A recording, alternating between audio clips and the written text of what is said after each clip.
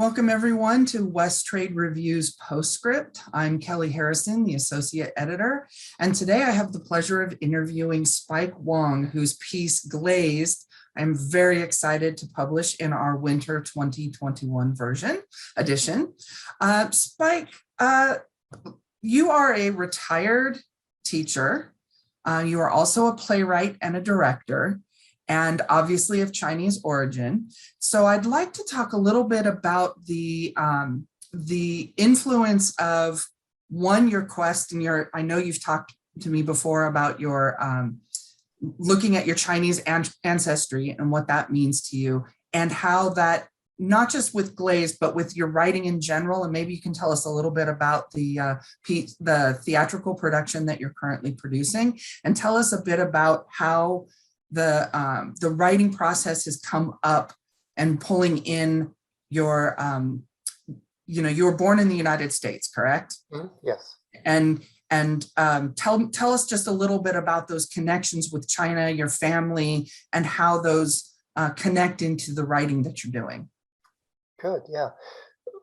I think it all starts with the Chinese Exclusion Act from the 1880s up into 1943, because during that time period is when my grandfather managed to get into the country in the early 1920s, but it was as a paper son, so basically an illegal arrangement. And from then, it just kind of, when my parents were born here, they got the message, we're in the United States and we've got to work really hard, but in the meantime, you owe everything to your Chinese family. So when my generation came around, I clearly remember my grandfather cutting my hair when I was about 6 or 7, and he didn't speak a whole lot of English, and I didn't speak a whole lot of Chinese, but he told me in Chinese, look, I suffered when I came to this country, because he was interned on Angel Island in San Francisco Bay. I suffered when I came to this country, and I suffered for you. You need to get your education, and you need to do it in English. And that so took root in me that we became just like thoroughly Americanized in the 50s and 60s, to the extent that I always grew up thinking like, well, I truly must be the least Chinese person I know, and I even became an English teacher in high school, right? And it because of a lot of racist kinds of things that the Chinese American community had to face. We grew up thinking like, well, we really do have to work harder. And my dad would tell us stories from World War II. He was a bombardier in B-17 bombers. And he would just tell us how hard he had to work and how he had to be cognizant of staying safe, even when he was in the war, so that he was trying to impart to us this idea that, okay, you need to work hard and you need to be as American as possible. It really wasn't until I was 55 years old that I went to China the first time, and that was completely mind-boggling. And I came back and started this pursuit in my writing of trying to uncover what leftover parts of me were Chinese. And so that led to mostly trying to do it in plays, because it's so hard for me to write plays. And it's harder to write about yourself in a play. And one thing led to the other.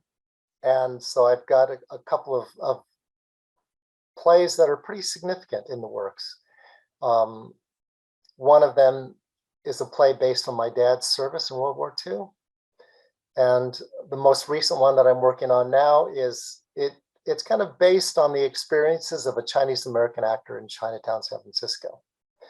And in the middle of writing all that stuff is when I had the experience in the donut shop that led to Glazed, which still remains, in my mind, as a very raw and powerful experience. Yeah, that's I would definitely say raw and powerful is the key word there. So one of the things I wanted to ask you about that you only mention in passing in the piece, and that's your martial arts background and how the minute this event occurs, you go internal into your own training. So maybe you can tell us a little bit too about how that martial arts background has affected your thinking and your response. Hmm. Yeah, well, martial arts training started when I was a little kid, and we would go up to San Francisco for our big family parties. And one of my uncles was seriously into Chinese martial arts, and several of my cousins were seriously into Chinese martial arts. And we didn't know anything other than they would say, "Okay, we're going to the back room, and this is what you're going to do." I to this day, I don't know what it was called. I don't know the style. I do know they were studying in Chinatown.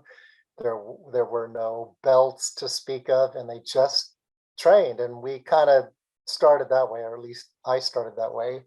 And then later on, I studied Shotokan Karate, which is completely different than Chinese martial arts.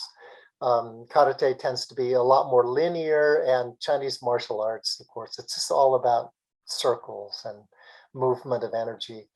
Um, but it was always impressed upon me that martial arts training really was not about fighting at all. In fact, there was one time I asked my uncle, "Well, what do we do if we see trouble on the streets? What do we do?" And he just looked at us and he said, "Well, you can run, can't you?" And the way he said it was like, yeah, learn to be aware, um, learn to avoid. It's not necessary. So in the situation in the donut shop, I really had to lean on the fact that this was more of an ego thing, leaping forward to try to take care of the situation, so to speak. But it became so much more than that so quickly. It became my father being discriminated against. It became my grandfather, me being in the car while a police officer was berating him for being Chinese. It just became everything. And I had to really talk myself out of action. And that's one of the things you mentioned the word ego, and essentially what goes through the mind in a flash you've managed to capture in this piece. And the, how do I want to put it, the martial arts training is kind of going through your brain, but in the end you're judging yourself as whether or not you are a good boy. So can we talk a little bit about that self-judging and where that comes from? Wow. I don't know. Do I have to pay you a therapist's fee? It's really fascinating, that part, because when I was typing that piece, that line just came out at the end. It happened. It came out. I'm looking at it and I go, yeah, that's obviously the ending. But, yeah, I had to ask questions. Where's this coming from? I think some of that is also culturally based. We were told all along through my young life, you need to be a good boy. You need to listen to your elders. You need to be patient. You need to work hard. There's no need to cause trouble and all this other stuff. And where that actually generated from, because it's not all Chinese culture, but I think it has to do with Chinese culture as it was existing in the United States at that time. I know my dad, for example, was greatly affected by the fact that he's fighting in a war for a country that still had the Chinese Exclusion Act in effect. He went into the war knowing that his relatives were forbidden by law from coming here. And so it became a kind of like a call sign for us as kids, like, we need to be as good as we can. But then in Glazed also, there's the voice of the Chinese Baptist minister. And wow, that was a huge influence in my young life. totally a huge influence. So yeah, I am not a good boy. There's a lot wrapped up in it. I think as a line in and of itself, it's powerful without explanation. Yeah, I agree. I agree. So we've got, I asked you about your family and the influence of your ancestors into your writing. I wonder if you can talk a little bit too about the whole incident comes up because of COVID. And so now you've been trying to produce a play in COVID times, and obviously you've had to put certain things on hold. But I also see a connection here too in the ways that we think about others during COVID times. So maybe you can, I don't know if you want to stick to the things that are going on with your play and to give us a little bit more information around that, but also maybe to take us outside of the donut shop and the realities of COVID and how it's hitting and affecting you.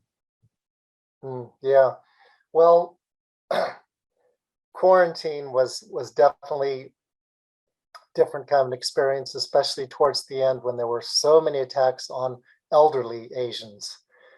And the attacks on Chinese in San Francisco really hurt bad because I have relatives that age. It could be them easily.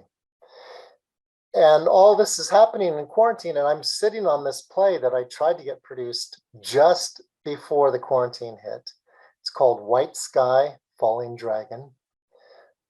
It deals with the trials and tribulations of trying to fight in World War II for a country that really doesn't hold your ethnic group as being very worthwhile.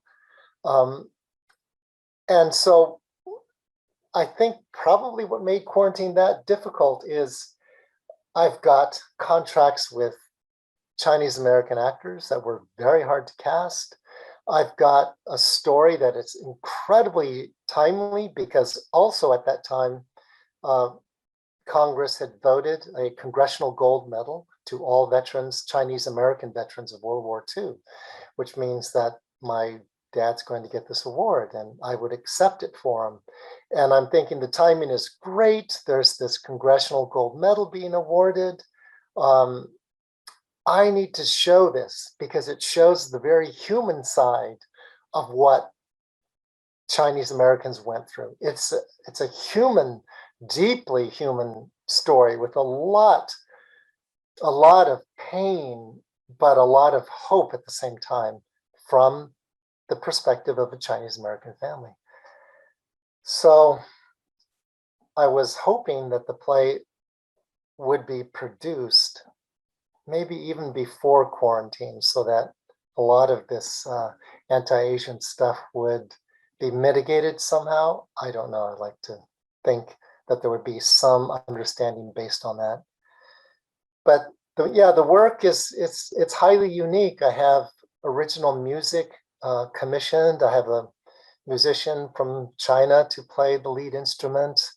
The cast is virtually all Asian Americans, mostly all Chinese actors. But I'm hopeful in a year or two that when we get it onto stage, it'll probably be even more impactful. That's fantastic. I can't wait to see it. I'm just Me either. yeah, to get it produced and get it out into the world. I think it'll have an amazing impact. So I would be remiss if I don't ask some writerly questions.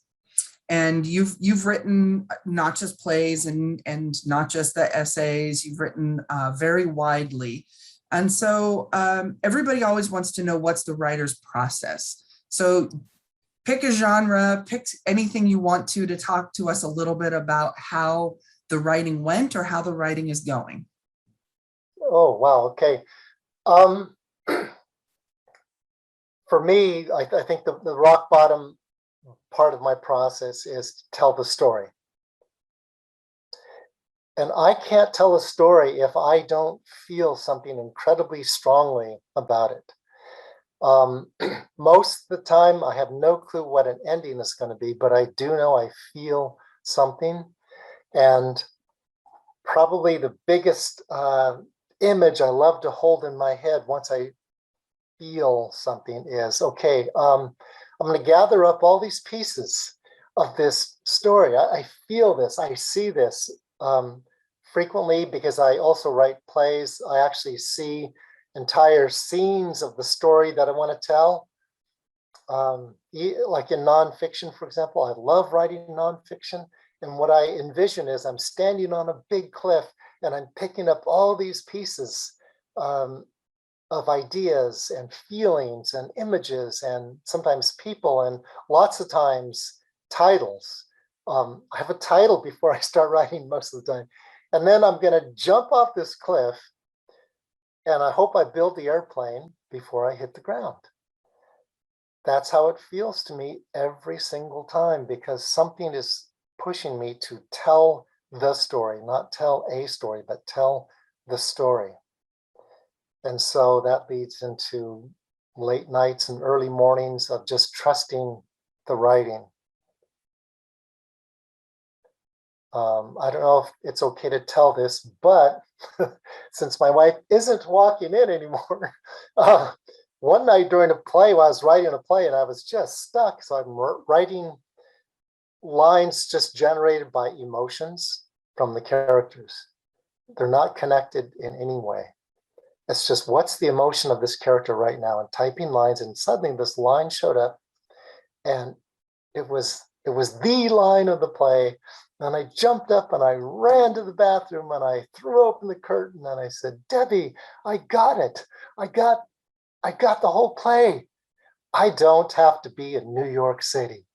And I went back to the thing, because I think part of the process is to be so intensely where you're at that it doesn't matter. It doesn't matter if you have a writing room or not. It doesn't matter if you've got pictures of the right things floating around. It only matters that you know you have to tell the story. And you have to believe that nobody else can tell it the way you're going to. It's fantastic. I love that story with your wife. So speaking of, you started to, you told us a bit about your family and about you being able to get this award for your father's service. Is there an ending to that? Do we have any notice, when that might happen? Is it kind of on hold because of COVID? Yeah, it was put on hold once because of COVID. The ceremony is supposed to be in Washington, D.C. So it was put on hold because of COVID. But it turns out in 2 weeks, they'll be doing it under COVID protocols in Washington, D.C. I'm flying out on behalf of my family to accept this gold medal. And I'm going to come back and keep working on producing the play about my dad. Oh, that's fantastic. I'm so happy to hear that. Thank you. And thank you so much for sharing some of that personal side of things. So because this is obviously about writing and whatnot, I'd like to turn back to a little, maybe one last question about writing. So you talked a bit about finding the story, but how do you know that there's the story? Like, have you done any thinking about your own process in that? Like, when do you know inside that this is the thing that has the energy? And maybe even tie it into a little bit about what you taught your students over the years. Yeah. Oh, gosh. I'm a little different in this regard, Kelly, in that when an idea hits or some feeling about a person or a storyline or something, and I start writing, lots of times it goes nowhere. Lots of times, even if it's a nonfiction piece, if I feel like I'm losing the punch, then I just stop. And there's always something else coming. There's always something else coming if it's not already there.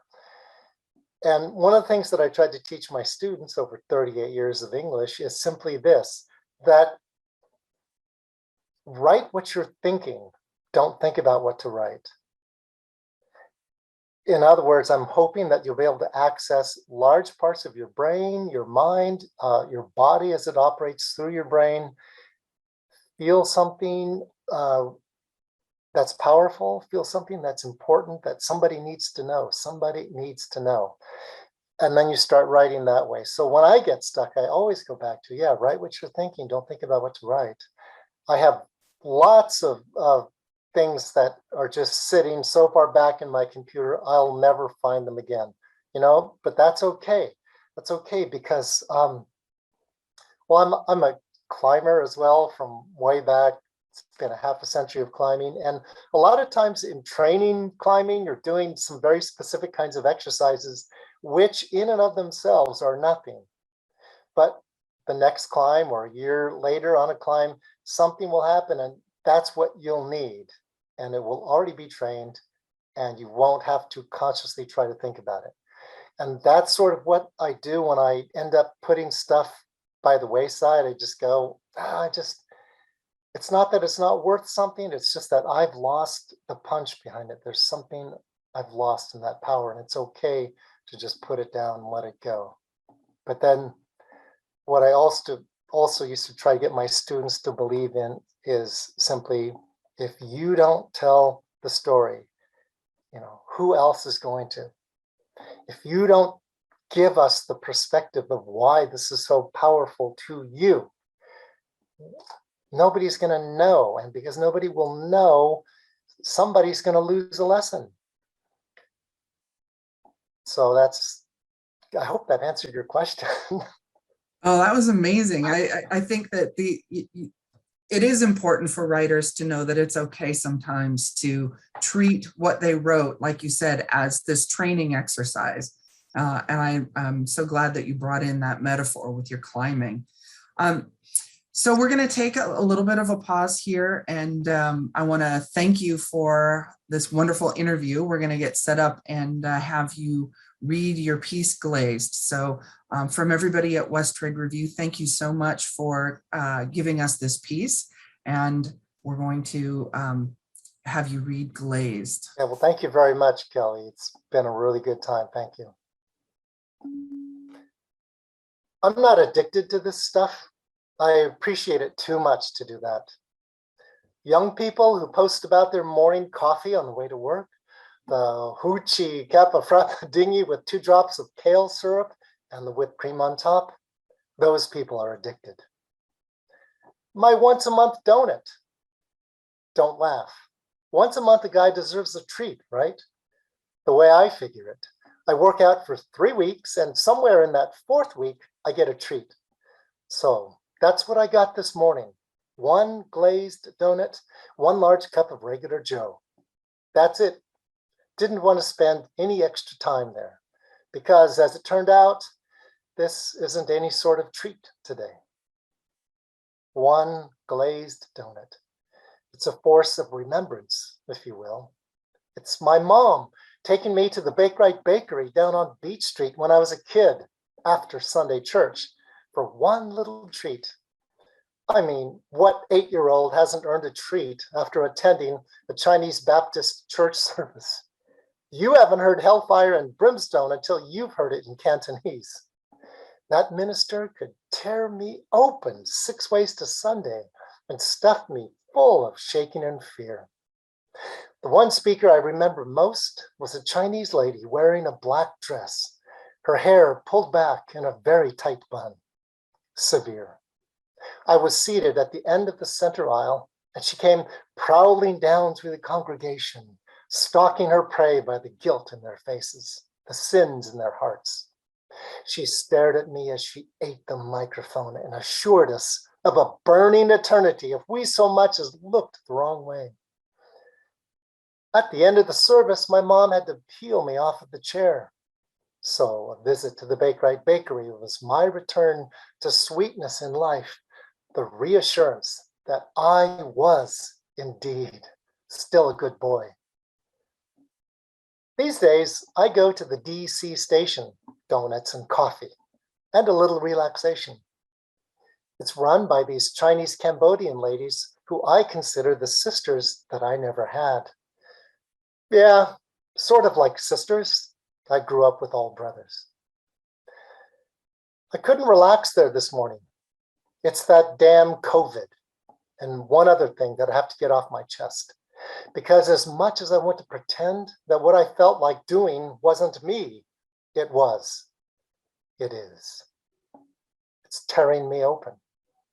And what's coming from deep inside me might be truer than many things I've felt before. Well, the DC station is a kind of donut shop where customers are fine with parking and letting their car engines run while they go in to get something. It's got coffee and hot chocolate machines lined up all in a row like a stainless steel altar. There's a counter with 2 windows full of donuts dripping sugar. They've got croissant, not at all like a good Parisian one, but you just don't care when they fill it with bacon and eggs. There's a regular clientele that shares newspapers so quickly that you don't even know where page 1 is anymore. And there's a bunch of old white guys sitting around who can tell me about actually seeing Sandy Koufax pitch a no-hitter against the Giants in 1963.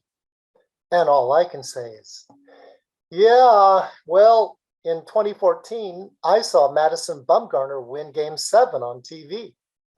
To which Charlie, the oldest, says, "He didn't win it, hotshot. He got the save." I don't know why it should be like this, but I think that coffee memorializes my life. I was watching a football game in high school when I had my first cup of joe. I was sitting in the stands after playing in the JV game, and I so wanted to impress the redhead whose hand I was holding. So I said, "Hey, I'm gonna go get some coffee. You want anything?" She's been married a long time now. Still looks good. Must be the red hair. And then there was the pot of coffee that got me through the night in college when I wanted that A in Econ 708 zillion. I was the only non-white in that graduate class, and I had something to prove. That night, before the final exam, the last study session with my classmates ran into the dark side of 1 a.m.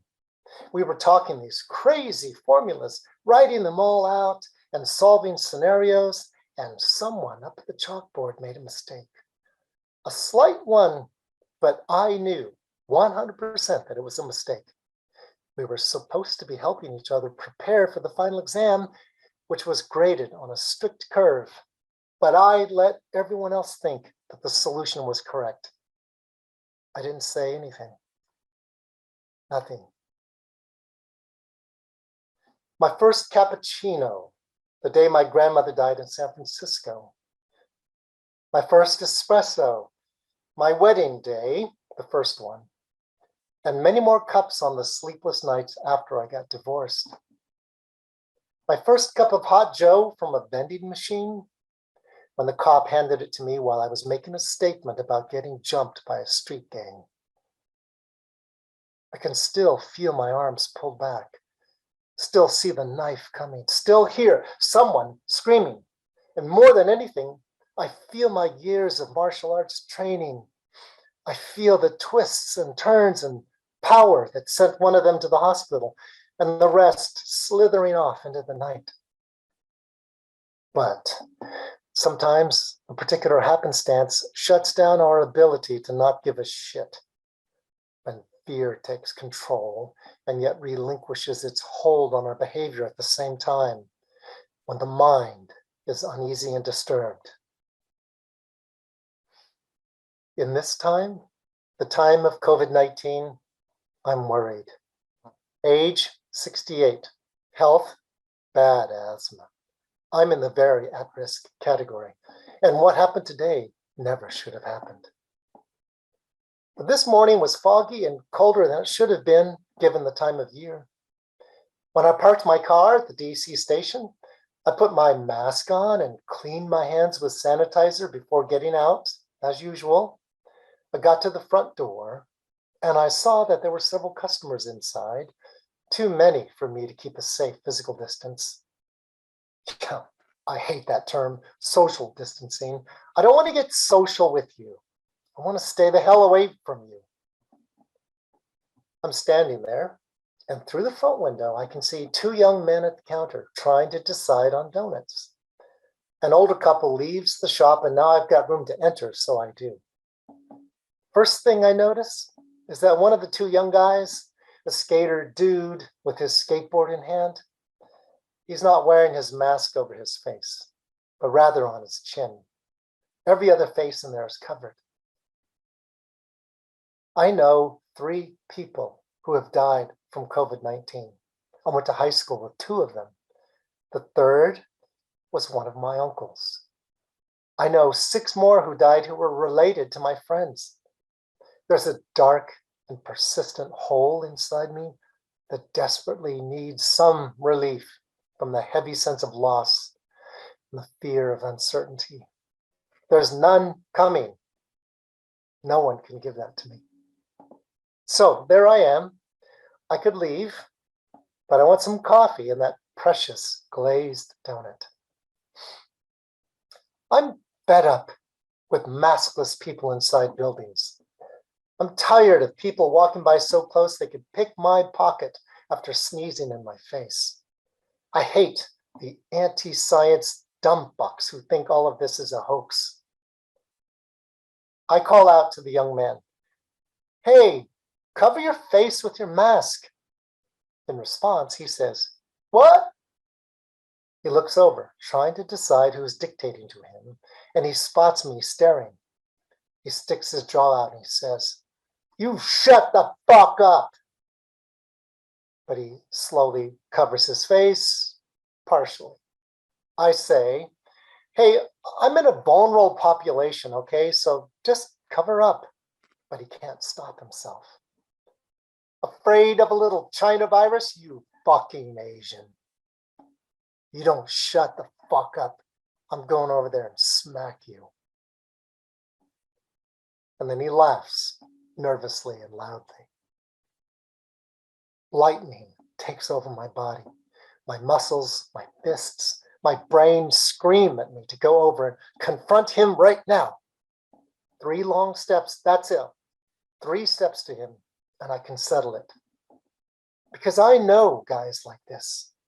He's probably senior in high school, at most a year or 2 out. I taught high school for 38 years. That's a boatload of time trying to understand people, the best and the worst. And I know about punks like this guy. He loves this kind of intimidation. I force myself to stay rooted and silent, but my fists tighten, loosen, tighten. I hear myself. "Stay relaxed. You'll punch faster that way." What was that? My mind actually sees the whole thing. It happens on his way out. He pushes me or he tries to punch me, but I block it and hit him. It's an energy and attention thing. He wants to bully me, and I want to take him down. My cognitive brain says, "Be the adult in the room, okay? He's taller than you too." Most bullies are, aren't they? But I know enough to feel what I'm going to do. And then they're paying at the counter. The ladies say, "Thank you." My friends, the ladies, my Asian sisters, I can't do this. I can't do anything. They'd scream, "Chop, Steve, chop, ban, chop." I can't, but I can. And then the young guys turn. I breathe and think, "Touch me, dude. Go ahead. Push me, you asshole. You won't like what happens. I will hurt you. You motherfucker. Just push me. I'm standing right next to the door. You can't leave without walking right by me. You can do it. Hit me Motherfucker. They walk by, staring straight ahead, as if another rack of donuts is waiting for them in the parking lot. Not a touch, not a breeze, not a sound as they pass by. I know their world. The possibilities of what could have happened are already past them. Something else has already taken over.